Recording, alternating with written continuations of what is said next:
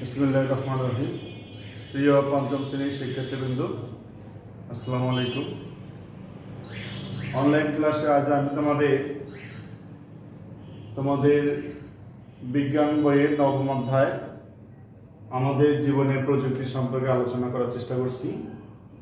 আশা করি সবাই আমার ক্লাসটা মনোযোগ দিয়ে পর্যবেক্ষণ করবে।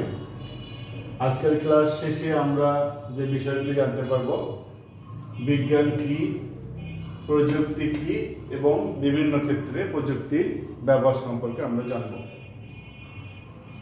প্রথম হলো বিজ্ঞান কি, সংজ্ঞাটা আমি লিখে দিচ্ছি। বিজ্ঞান হলো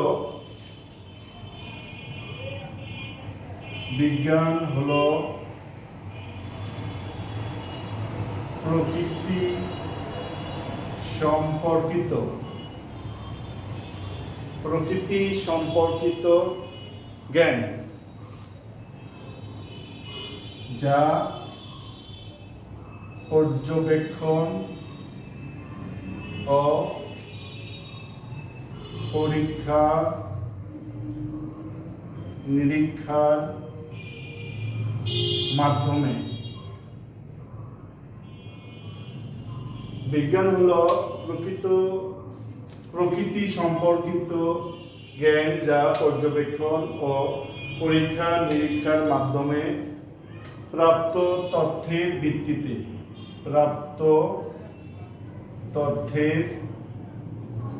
ভিত্তিতে কোনো প্রাকৃতিক ঘটনাকে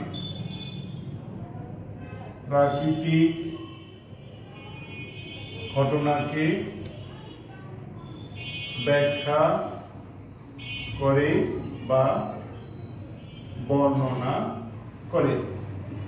বন্ধুরা, আবার পড়ছি, দেখো। বিজ্ঞান হলো প্রকৃতি সম্পর্কিত জ্ঞান, যা পর্যবেক্ষণ ও পরীক্ষা নিরীক্ষার মাধ্যমে প্রাপ্ত তথ্যের ভিত্তিতে কোনো প্রাকৃতিক ঘটনাকে ব্যাখ্যা করে বা বর্ণনা করে। এই হলো বিজ্ঞান। এমনিতে বিজ্ঞান শাব্দিক অর্থ যদি বিজ্ঞান হলো বিশেষভাবে অর্জিত জ্ঞান বা বিশেষ জ্ঞান, বিজ্ঞান। এরপরে আমরা পরের প্রশ্নে যাব। প্রযুক্তি।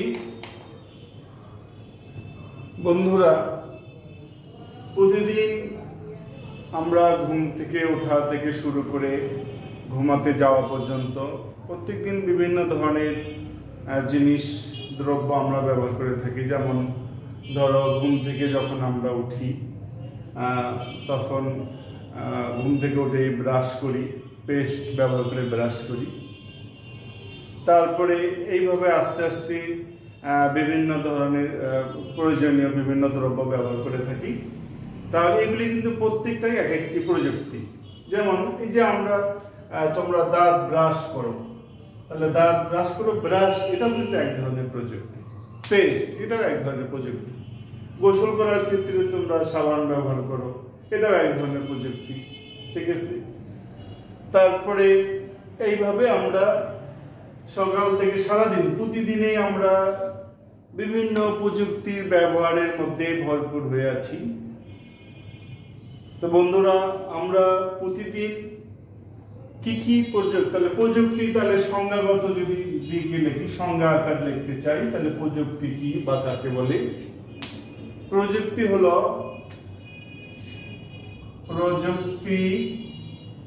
হলো আমাদের জীবনে সমস্যা সমাধানের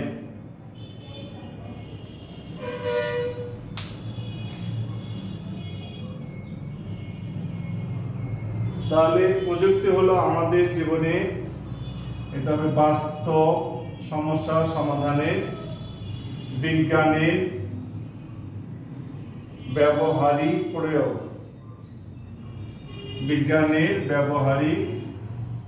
প্রয়োগ। আবার বলছি, প্রযুক্তি হলো আমাদের জীবনে বাস্তব সমস্যা সমাধানের ক্ষেত্রে বা সমাধানে বিজ্ঞানের ব্যবহারিক প্রয়োগ, এটা হলো প্রযুক্তির সংজ্ঞা। এখন হলো প্রতিদিন আমরা কি কি জিনিস ব্যবহার করে থাকি এই একটি আলোচনা করব তোমাদের সাথে।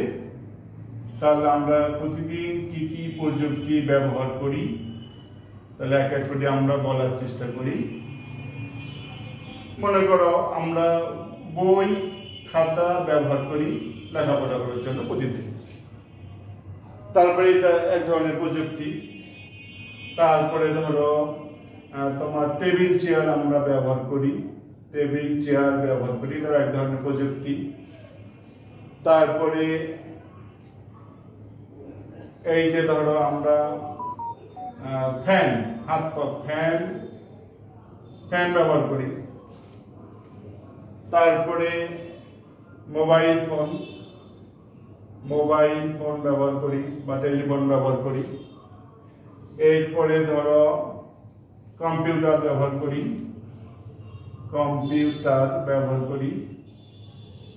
তারপরে মাল্টিমিডিয়া প্রজেক্টর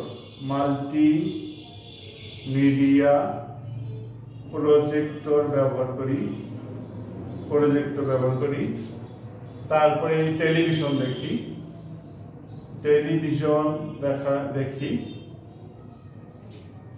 এরপরে ইন্টারনেট ব্যবহার করি,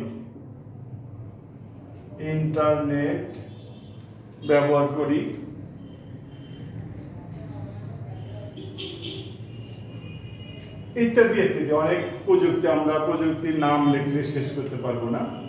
তো বন্ধুরা, তাহলে এর মধ্যে দেখো তো আমরা শিক্ষা ক্ষেত্রে কোন কোন প্রযুক্তি ব্যবহার করে থাকি। যেমন বই, এটা শিক্ষাক্ষেত্রে ব্যবহার করা একটা প্রযুক্তি। খাতা বা কলম, এটা শিক্ষাক্ষেত্রে ব্যবহার করা একটা প্রযুক্তি। আর কি হতে পারে তোমার, হ্যাঁ, চেয়ার টেবিল আমরা পড়ালেখার ক্ষেত্রে ব্যবহার করে থাকি। তোমার হলো মোবাইল ফোন, এটাও ব্যবহার করা হয়। কম্পিউটার তোমার ব্যবহার করা হয় লেখাপড়ার শিক্ষার ক্ষেত্রে ব্যবহার করা হয়। ইন্টারনেট ব্যবহার করা হয়, মাল্টিমিডিয়া প্রজেক্টেরও ব্যবহার করা হয়। তাহলে আমরা তো মাত্র কয়েকটা প্রযুক্তির নাম লিখেছি, আসলে অসংখ্য প্রযুক্তির ব্যবহার আমরা এখানে লিখতে পারবো। তাহলে এখন শিক্ষাক্ষেত্রে এই যে প্রযুক্তিগুলো আমরা ব্যবহার করি, এখানে একটা বড় প্রশ্ন তোমাদের জন্য থাকবে যে শিক্ষাক্ষেত্রে আমরা কোন কোন প্রযুক্তি ব্যবহার করি। এই যে প্রযুক্তিগুলো বন্ধুরা আমি নাম লিখেছি, এখন এগুলি শুধু সংজ্ঞা আকারে সাজিয়ে লিখলে আমাদের একটা বড় প্রশ্ন উত্তর আমরা পেয়ে যাব। তাহলে এখানে আমি লেখার চেষ্টা করি বড় প্রশ্নটা। প্রশ্ন হলো,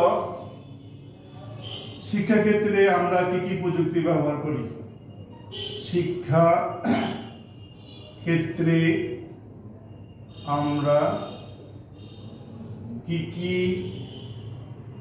প্রযুক্তি ব্যবহার করি? তাহলে শিক্ষাক্ষেত্রে আমরা যেসব প্রযুক্তি ব্যবহার করি আমি এক এক লিখছি। 1 নম্বর হলো লেখাপড়া করার জন্য আমরা খাতা, বই ইত্যাদি ব্যবহার করি।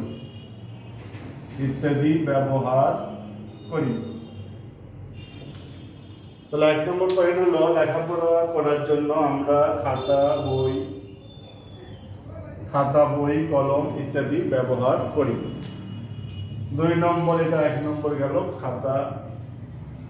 তারপরে 2 নম্বর হলো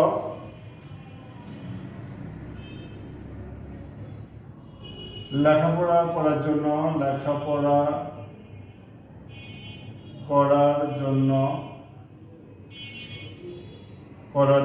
আমরা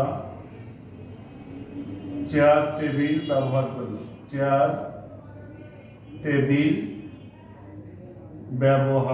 করি। 2 নম্বর পয়েন্ট এটা গেল। 3 নম্বর হলো, তাহলে চেয়ার টেবিল গেল। এরপরে ধরো আমরা আরেকটা দেই ইন্টারনেট। ইন্টারনেট শিক্ষাক্ষেত্রে কিভাবে কাজে লাগে, তাহলে ইন্টারনেটকে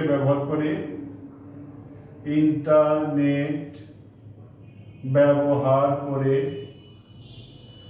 আমরা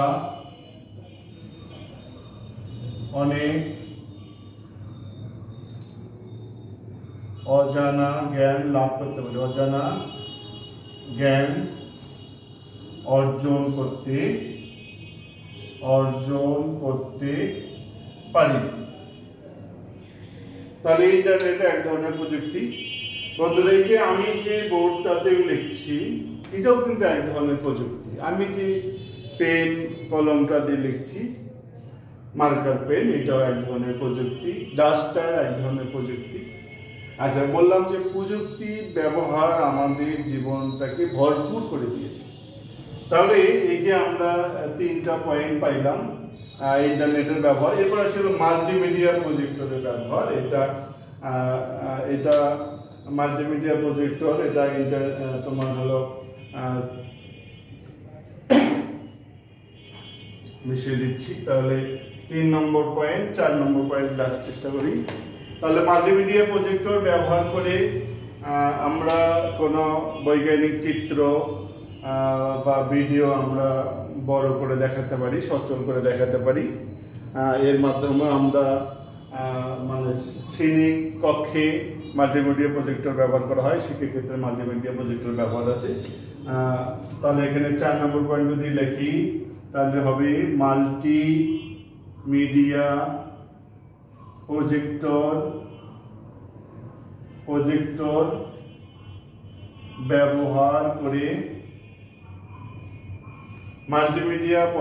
ব্যবহার করে আমরা কোনো চিত্র বা ছবি সচল দেখতে পারি। আবার করছি, তো মাল্টিমিডিয়া প্রজেক্টর ব্যবহার করে আমরা কোনো চিত্র বা ছবি সচল দেখতে পারি।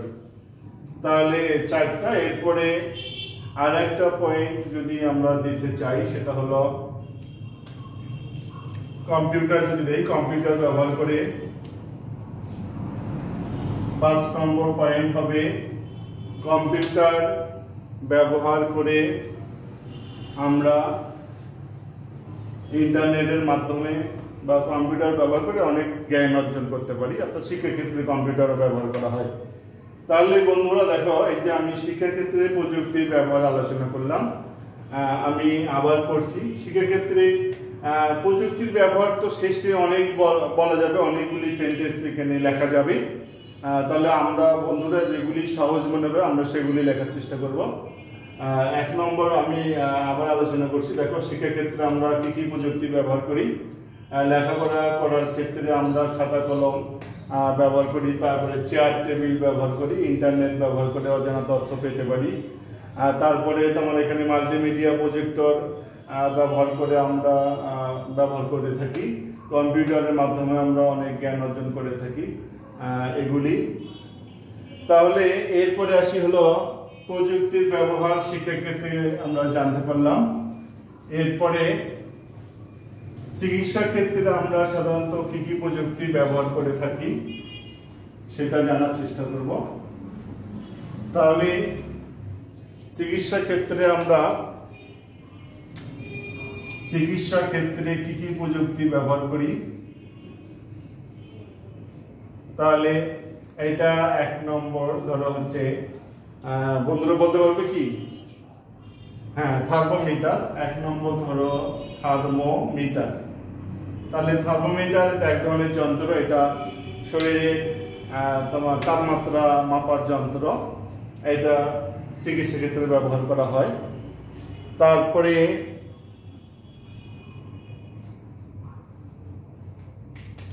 দুই নম্বর ধরো এক্সরে মেশিন, অর্থাৎ এক্সরে মেশিন, এটাও চিকিৎসা ক্ষেত্রে ব্যবহার করা হয়। 3 নম্বর কম্পিউটার, এটাও কিন্তু চিকিৎসা ক্ষেত্রে ব্যবহার করা হয়, কম্পিউটার ব্যবহার আছে।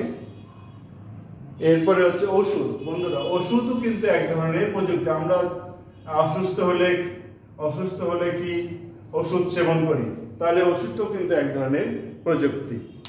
তাহলে এরপরে আছে হলো তোমার স্থেটোস্কোপ, অর্থাৎ আমাদের ব্লাড প্রেশার যেটা মাপার যে যন্ত্র, সেটা স্থেটোস্কোপ।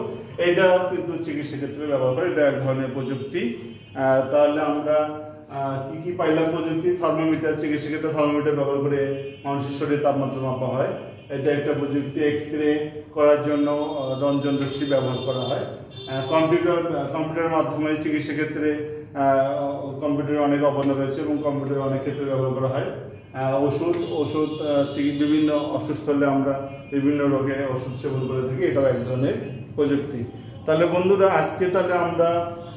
আমি আজকের পাঠ আরেকবার তোমাদের মনে করাই দিচ্ছি। সেটা হলো বিজ্ঞান কি? বিজ্ঞান হলো প্রকৃতি সম্পর্কিত জ্ঞান, যা পর্যবেক্ষণ এবং পরীক্ষা নিরীক্ষার মাধ্যমে প্রাপ্ত তথ্য, যে তথ্য পায় সেই তথ্যের মাধ্যমে বিভিন্ন প্রাকৃতিক ঘটনাকে ব্যাখ্যা করে বা বর্ণনা করে।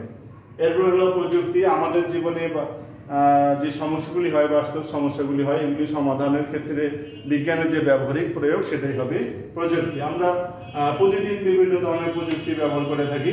তাহলে প্রযুক্তির ক্ষেত্র এখানে মোট যে 4টি জায়গায় প্রযুক্তি ব্যবহার করা হয়। এটা হলো, প্রথম হলো শিক্ষা ক্ষেত্রে প্রযুক্তি ব্যবহার করা হয়, শিক্ষা। তারপরে 2 নম্বর আমি আলোচনা করেছি চিকিৎসা, তাহলে চিকিৎসা ক্ষেত্রে প্রযুক্তি ব্যবহার। বাকি আরো 2টা আছে। 3 নম্বর হলো যোগাযোগ এবং 4 নম্বর হলো তোমার যাতায়াত। এই 4টি ক্ষেত্রে সাধারণত প্রযুক্তির ব্যবহার করা হয়। আমি শুধু 2টি এখানে আলোচনা করে দিলাম, বাকি 2টি আগামী ক্লাসে আলোচনা করা হবে। এবং শিক্ষা ক্ষেত্রে কি কি প্রযুক্তি ব্যবহার করা হয় তোমরা জানতে পেরেছো, এবং চিকিৎসা ক্ষেত্রে কি কি প্রযুক্তি ব্যবহার করা হয় তা জানতে পেরেছো। তো বন্ধুরা, আজকে এইটুকুই থাকবে ক্লাসের পড়া। আগামী দিন আবার দেখা হবে। সেই পর্যন্ত ভালো থাকো। আল্লাহ হাফেজ।